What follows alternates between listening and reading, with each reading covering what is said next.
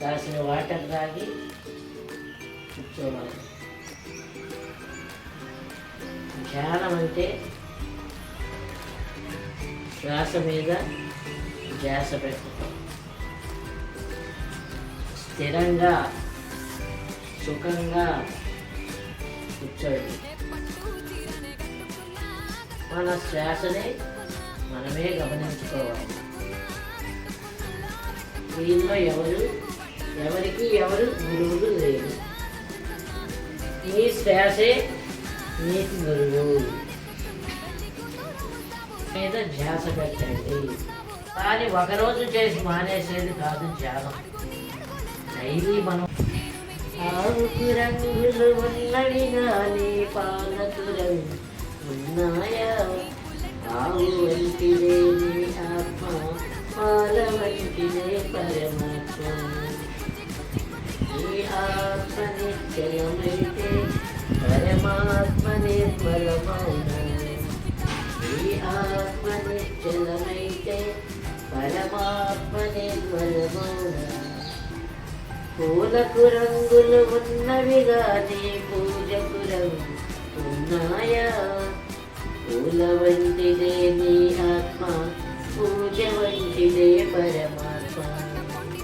పూల వంటిదే నీ ఆత్మ, పూజ వంటిదే పరమాత్మ. ఆత్మ నిశ్చలమైతే పరమాత్మ నిర్మలమౌన. అంటే దోశ అంటే, గారె అంటే ఇది, వడ అంటే ఇది, పూరి అంటే ఇది, అప్పడం అంటే ఇది, కాఫీ అంటే ఇది. ఇప్పుడు ఇడ్లీ దోశ వడ గేమ్ ఆడిస్తున్నాను పిల్లల చేత. ఓకేనా ఫ్రెండ్స్?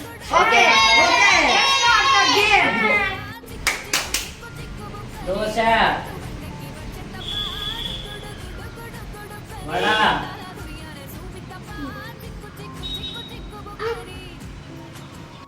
దోశ, గారె, అదిగో ఓజీ మార్చింది. ఇలా పెట్టి ఇలా అంది. గారె అంటే ఇదన్నా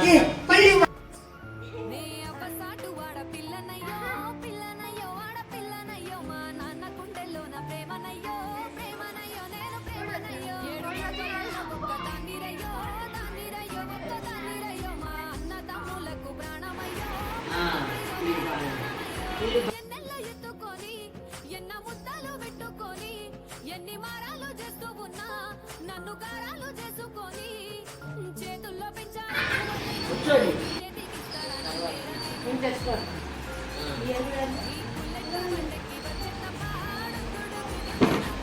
కళ్ళు పోయాలి. పేరు చెప్పాము కదా, ఆ పేరు పెట్టి పిలుస్తాం. వాళ్ళు వచ్చి ముక్కు తెలియదు.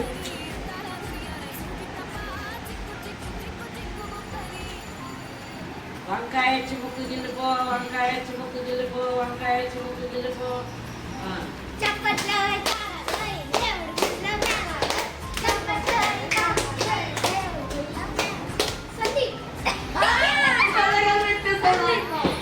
వంకాయ వచ్చి ముక్కు గిల్లిపో, దోసకాయ వచ్చి ముక్కు గిల్లిపో, దోసకాయ వచ్చి ముక్కు గిల్లిపో.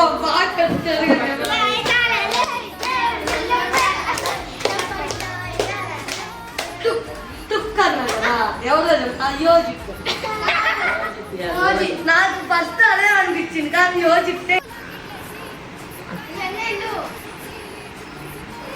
8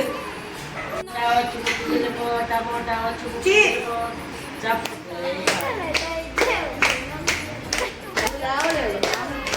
లేవలేదు ఇది లేవలేదు యోజిస్తుంది.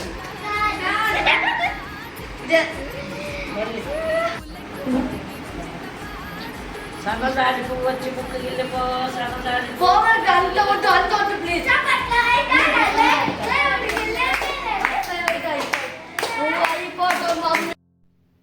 హాయ్ ఫ్రెండ్స్, ఈ సమ్మర్ హాలిడేస్లో పిల్లలు మొబైల్ ఫోన్స్కి గ్యాడ్జెట్స్కి అతుక్కుపోకుండా ఇలా ఫిజికల్గా, మెంటల్గా మరియు స్పిరిచువల్గా ఇంప్రూవ్ అవ్వడానికి ఈ యాక్టివిటీస్ చేయించాము. వారితో పాటు మేము కూడా పిల్లలమైపోయి బాగా ఎంజాయ్ చేసాము. Thank you for watching. Please like and subscribe. Thank you for your support.